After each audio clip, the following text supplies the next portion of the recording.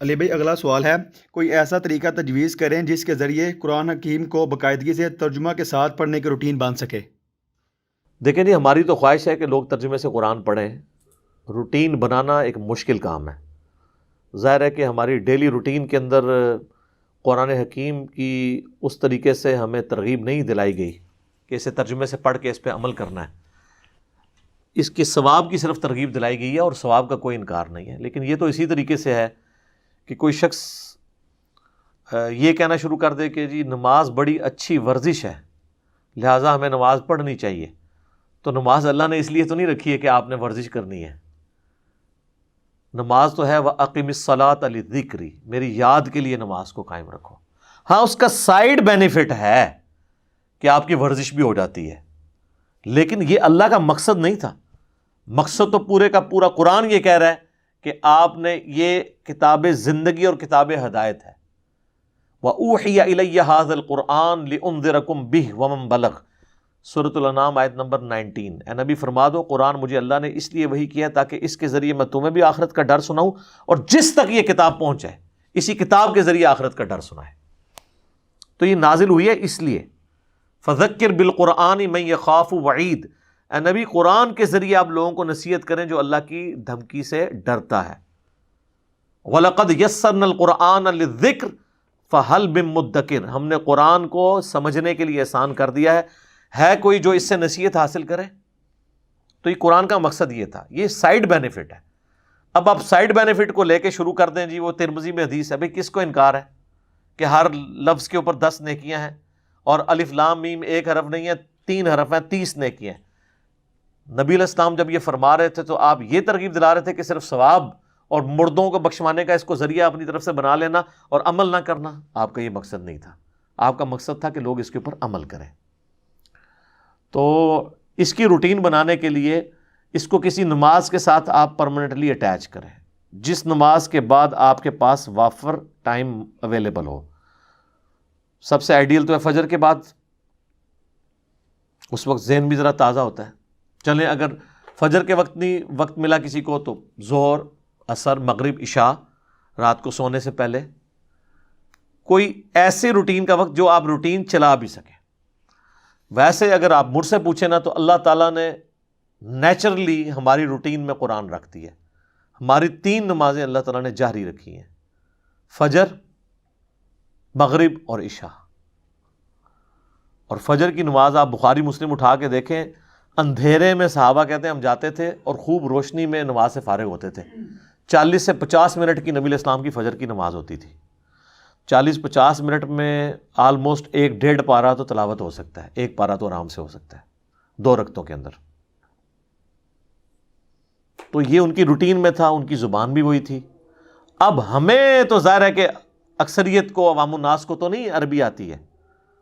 کتنے لوگ ہوں گے جنہوں نے عربی سیکھ لی ہوگی؟ چونکہ اکثریت کو نہیں آتی ہے لہٰذا ان کے لیے پھر ایک اور طریقہ میں نے تجویز کیا ہے جو اذان کے وقفے کے بعد آپ کو بتاتے ہیں انشاءاللہ تعالی. ہاں جی جناب، طریقہ یہ ہے کہ آپ اپنے جو موبائل فون ہیں، اسمارٹ فون، ان کا پازیٹیو یوز بھی کریں. اسے ایئر فلائٹ موڈ میں کریں.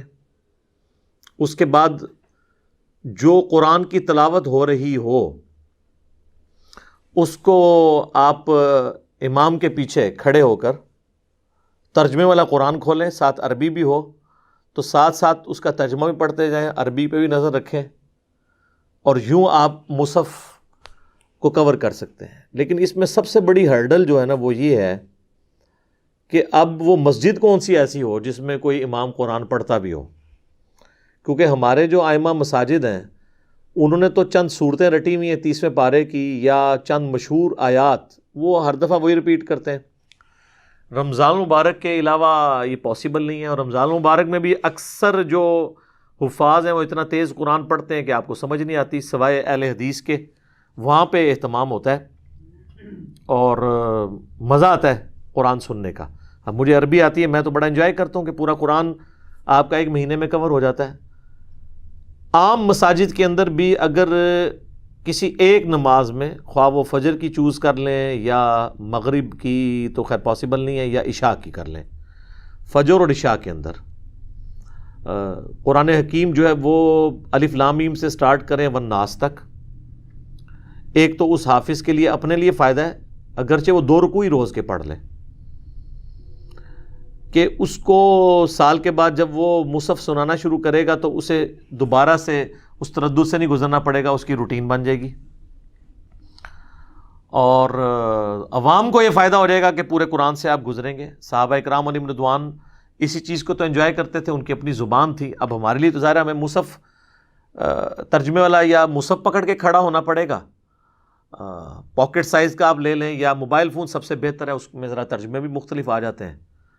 اس کے اوپر میری آلریڈی ویڈیو ریکارڈڈ ہے، تراویح میں قرآن دیکھ کے پڑھنا، تو میں نے اس میں بتایا تھا صحیح بخاری میں امام بخاری نے باقاعدہ چیپٹر کی ہیڈنگ میں لے کر آئے ہیں کہ سیدہ عائشہ سلام اللہ علیہا ہماری ماں، ان کا ایک غلام تھا جو انہیں مصحف پکڑ کر قیام اللیل کروایا کرتا تھا، اور اس کی پوری سند سنن کبریٰ البیہقی کے اندر اور المصنف ابن ابی شیبہ میں موجود ہے، پوری سند۔ یہاں تو تعلیقاً آئی ہے کہ سیدہ عائشہ کو وہ غلام پورا قرآن پڑھایا کرتا تھا، اس کے پیچھے نماز نیت کرتی تھی، ظاہر ہے وہ محرم تھا غلام ہونے کی وجہ سے، اور وہ اپنے ہاتھ میں مصحف پکڑتا تھا، تو ظاہر ہے اس کو یاد نہیں تھا۔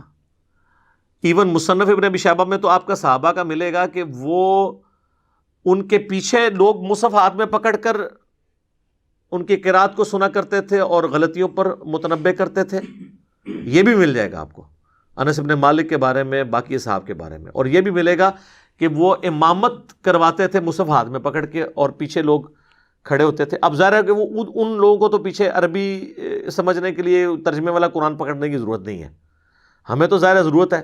اصل چیز یہ ہے کہ قرآن کیا آپ مصحف پکڑ سکتے ہیں یا نہیں، تو بعض لوگ تو تھوڑے ریسٹرکٹ ہیں، وہ کہتے ہیں نوافل میں آپ پکڑ سکتے ہیں، فرض میں نہ پکڑیں۔ بھائی جب اصل مل گئی نفل کے اندر تو اب یہ نماز توڑنے والی چیز نہیں ہے۔ جب بخاری اور مسلم میں حدیث ہے کہ نبی علیہ السلام اپنی بیٹی کی بیٹی یعنی نواسی امامہ بنت ابی العاص کو اٹھا کے فرض نماز صحابہ کو پڑھا لیا کرتے تھے، تو مصحف کیوں نہیں اٹھایا جا سکتا؟ اور جب آپ رکوع اور سجدے کرتے تھے اس کو سائد پہ بٹھاتے تھے، پھر جب قیام میں جاتے تھے پھر اٹھا لیتے تھے تاکہ روئے نہ بچی، تو مصحف نہیں آپ اٹھا سکتے؟ اب آج کل تو آپ بچے جو ہے نا وہ اگر ان کو آپ ڈائپر پہنا لیں تو کوئی مسئلہ نہیں، بچہ بھی اٹھا کے نماز پڑھی جا سکتی ہے۔ بہرحال یہ جو ہمارے پاس آسانی ہے نا ترجمے والا قرآن، یہ اٹھائیں، لیکن اس کے لیے وہ پہلی شرط پوری ہونا بڑا مشکل ہے نا، کہ ایسی مسجد ہو جہاں پہ پورا قرآن کور کروایا جاتا ہو اور باقاعدہ ڈسکشن ہو کہ ہاں جی آج ہم یہ 4 رکوع پڑھیں گے، 2 پہلی رکعت میں، 2 دوسری میں، فلاں صورت ہے، باقاعدہ اناؤنسمنٹ ہو، اور پھر کل ہم یہیں سے آگے سے شروع کریں گے۔ اب یہ اس طرح کے ہمیں کہاں سے الفاظ ملے؟ ہمارے جہلم شہر میں تھوڑا سا شروع ہوا تھا لیکن وہ بھی پھر آگے چلا نہیں سکے۔ ظاہر ہے وہ عام الناس پیچھے سے پھر شور مچا دیتی ہے جی نماز لمبی ہو گئی ہے، اور پھر وہ ان حدیثوں کا سہارا لیتے ہیں کہ نبی علیہ السلام نے لمبی نماز سے منع فرمایا ہے۔ سر وہ آپ کھول کے تو دیکھیں، وہ پہلی رکعت میں سورۃ البقرہ، دوسری میں آل عمران پڑھا دی تھی، تو نبی علیہ السلام نے فرمایا سورہ بقرہ آل عمران 4 سے زیادہ پارے بن جاتے ہیں، تو آپ نے یعنی 4 پاروں کو آپ نے کام کر کے 1 پارہ ہی کہا ہوگا نا، یہ تو نہیں کہا ہوگا 4 آیتیں پڑھ لو۔ بخاری مسلم میں موجود ہے کہ نبی علیہ السلام جو فجر کی نماز پڑھتے تھے جمعے والے دن، پہلی رکعت میں سورہ السجدہ پارہ نمبر 21 والی اور دوسری میں سورۃ الدہر پارہ نمبر 29 والی، یہ پڑھا کرتے تھے۔ تو آپ ذرا اس کی ڈیوریشن دیکھ لیں، اور باقی تو نبی علیہ السلام سورہ آل عمران، سورہ نساء، سورہ مائدہ، یہ آپ کو کئی جگہ ملے گا کہ آپ علیہ السلام نے تلاوت کی ہے۔ اتنی لمبی نماز، فرض نماز بھی پڑھی ہے۔ تو کوشش کریں کہ آپ کو ایسی مسجد یا کسی امام مسجد کی کوئی اکرام مسلم کریں، کہ اس کی خدمت کریں کہ یار کوئی ایک نماز تو اس طرح کی پڑھا دو۔ پھر بھی کچھ نہیں بنتا تو پھر آپ یہ کر سکتے ہیں کہ کوئی نفلی نماز اپنی شروع کر لیں، تہجد کے وقت اٹھ جائیں، اشراق کے وقت یا عشاء کے وقت کے جو 2 سنتیں ہیں وہ آپ گھر جا کے پڑھیں، سنت بھی پوری ہو جائے گی۔ اس میں آپ مصحف اٹھا لیں، سامنے ایک ڈیسک رکھ لیں، رکوع اور سجدے میں جاتے وقت آپ اس ڈیسک کے اوپر قرآن رکھیں اور پھر اٹھا کے اسے پڑھنا شروع کرتے ہیں۔ یہی میں نے کہا تھا تراویح کے اندر بھی کریں کہ آپ گھر والوں کو تراویح گھر میں پڑھائیں اور سارے مصحف اٹھا لیں تاکہ ترجمہ کور ہو۔ لیکن یہ قرآن جو ہے وہ صرف سال کے بعد پڑھنے کے لیے نہیں ہے، یہ روزانہ پڑھنے کے لیے ہے۔ تبھی تو صحابہ کرام کا ایمان اس لیول کا تھا کہ ان کا اوڑھنا بچھونا قرآن تھا۔ لیکن ہمیں تو لگا دیا انہوں نے کہ بس اس کو ثواب کمانے اور مردے بخشوانے کا ایک ذریعہ بنا لیں، اور ہمارے بزرگوں نے پوری نیک نیتی کے ساتھ یہ ہمارے ساتھ ہاتھ ڈالا ہے۔ وہ لکھتے ہیں نا جناب فضائل اعمال میں، شیخ زکریا کاندلوی کے ایک بزرگ تھے، روزانہ 3 قرآن پڑھتے تھے، دوسرے کا لکھا وہ روزانہ 8 قرآن پڑھتے تھے۔ 8 قرآن کس طرح پڑھتے تھے؟ بغیر سمجھ کے بھی نہیں پڑھے جا سکتے، بہت سپیڈ چاہیے اس کے لیے۔ یا ہو سکتا ہے سورہ اخلاص 3 دفعہ پڑھیں تو یہ ایک بن گیا، تو 8 3 24 یہ پڑھتے ہوں۔ اور کہتے ہیں جی امام حنیفہ 61 قرآن رمضان میں ختم کرتے تھے، 30 جو ہے نا وہ دن کے وقت 1 قرآن روز کا، 1 رات کے وقت 60 ہو گئے، اور 1 تراویح میں 61 ہو گئے۔ ٹھیک ہے، تو جب آپ کو یہ سب کچھ پڑھایا جائے گا تو پھر کس نے ترجمے سے پڑھنا ہے؟ جامعہ ترمذی میں حدیث ہے، جس نے 3 دن سے کم میں قرآن مکمل کیا تو اس نے قرآن فہمی کا حق ادا نہیں کیا۔ یہ تو نبی الاسلام کہہ رہے ہیں کہ عربی جاننے والے بھی 3 دن سے کم میں پڑھیں گے نا تو وہ قرآن کا فہم نہیں کر رہے، تو بزرگوں کے اوپر آپ یہ کیوں بزرگوں کی بزرگی سٹیک پہ لگوا رہے ہیں؟ اس کی وجہ سے 3 دن میں، یہاں تو شبینوں میں 1 رات میں قرآن مکمل ہوتے ہیں، اور وہ یعلمون تعلمون ہی سمجھ آ رہی ہوتی ہے آپ کو۔ تو بس سمجھنا کس نے تھا؟ وہ فضائل اعمال میں انہوں نے لکھ دیا کہ جی قرآن کو کی تفسیر کے لیے جو ہے نا وہ 15 علوم چاہیے، اور 15واں لکھا کہ وہ بھی ہے، گاڈ گفٹیڈ ہے، وہ آپ حاصل بھی نہیں کر سکتے قیامت تک۔ یعنی آپ قرآن کو پھر وہ کہتے نہیں وہ تفسیر کے لیے، ویسے تذکیر کے لیے آپ پڑھ سکتے ہیں۔ تو یہ لکھنے کی کیا ضرورت تھی؟ یہ آپ نے کون سی خدمت کی ہے؟ کتاب آپ لکھ رہے ہیں فضائل اعمال اور فضائل قرآن، اور اس میں یہ اوٹ پٹانگ چیزیں لکھنے کی کیا ضرورت ہے؟ آپ تذکیر یعنی کے لیے ترغیب دلائیں کہ بھئی نہیں آپ اس کو قرآن کو ترجمے سے پڑھیں۔ وہ کیسے کریں گے؟ انہوں نے فضائل اعمال میں لکھ دیا ہے کہ احمد بن حنبل کو خواب میں اللہ کی زیارت ہوئی، تو انہوں نے پوچھا کہ یا اللہ تیرا قرب حاصل کرنا چاہتا ہوں، سب سے آسان ذریعہ کیا ہے؟ تو اللہ نے فرمایا قرآن۔ تو انہوں نے کہا سمجھ کے یا بغیر سمجھ کے؟ میں کہتا ہوں جی یہ میرے سامنے کو بات کرے تو میں غصے میں اس کے ساتھ پتہ نہیں کیا کروں، انہوں نے اللہ کے سامنے کیسے کیا ہوگی؟ یہ جھوٹا خواب احمد بن حنبل پہ انہوں نے تھوپا ہے۔ تو آگے سے کہتے ہیں اللہ نے فرمایا چاہے سمجھ کے چاہے بغیر سمجھ کے، یعنی پورے کا پورا قرآن یہ کہہ رہا ہے یہ قرآن اس لیے نازل ہوا ہے کہ آپ اس کی آیات کے اوپر تفکر کریں، اس سے ہدایت حاصل کریں۔ قرآن میں تو اللہ یہ کہہ رہا ہے اور ان کو یہ کہنا تھا۔ قرآن میں تو اللہ اپنے پیغمبر کو کہہ رہا ہے وَأُوحِيَ إِلَيَّ هَذَا الْقُرْآنُ لِأُنذِرَكُم بِهِ وَمَن بَلَغَ، اے نبی تم فرما دو قرآن اللہ نے مجھے اس لیے وحی کیا اس کے ذریعے میں لوگوں کو ڈر سناؤں، اور جس تک یہ کتاب پہنچ جائے وہ بھی اس کے ذریعے۔ فَذَكِّرْ بِالْقُرْآنِ مَن يَخَافُ وَعِيدٍ، اے نبی قرآن کے ذریعے آپ نصیحت کریں جو اللہ کی دھمکی سے ڈرتا ہے اسے۔ پورا قرآن اس پہ گواہ ہے کہ قرآن اس لیے نازل نہیں ہوا جس کے لیے انہوں نے بنا لیا ہوا ہے، اور کتنی غیر محسوس طریقے سے انہوں نے امت کے ساتھ جنازہ نکالا ہے۔ اس حوالے سے میں وہی بات کروں گا کہ اگر کوئی یہودی عیسائی ہمیں آ کے کہتا نا قرآن ڈائریکٹ نہ پڑھو گمراہ ہو جاؤ گے، ہم اس کا منہ توڑ دیتے، لیکن یہ جو یہودی نما مسلمان ممبروں پہ چڑھ کے کہہ رہے ہیں قرآن اور حدیث ڈائریکٹ نہ پڑھنا گمراہ ہو جاؤ گے، ہم کہتے ہیں سبحان اللہ۔ آج کوئی غیر مسلم مسلمان ہو نا، ہم اسے قرآن پڑھنے کے لیے دیں گے کہ اس کے مطابق بھی اپنے عقائد اور نظریات کرو، لیکن خود نہ ہم نے نہ ہمارے آباء و اجداد نے کبھی قرآن ترجمے سے پڑھ کے اپنے عقیدے اس کے مطابق کیے ہیں۔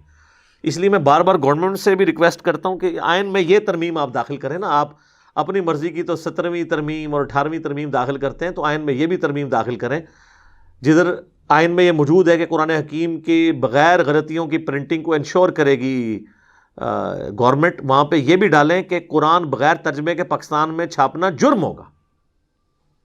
اگر زیادہ کسی کو مسئلہ ہے نا، اس طرف آپ عربی چھاپ دیں، رائٹ پہ لیفٹ پہ اردو، لیکن چھاپیں آپ ترجمے کے ساتھ۔ اجمیوں کے ملک میں بغیر عربی کے ترجمے کا کیا تک بنتا ہے کہ ترجمہ کیے بغیر آپ یہ کر رہے ہو؟ تو ظلم ہے نا۔ تو ہم تو ریکویسٹ ہی کر سکتے ہیں کہ مرنے سے پہلے مسلمان کر لے اس پہ غور۔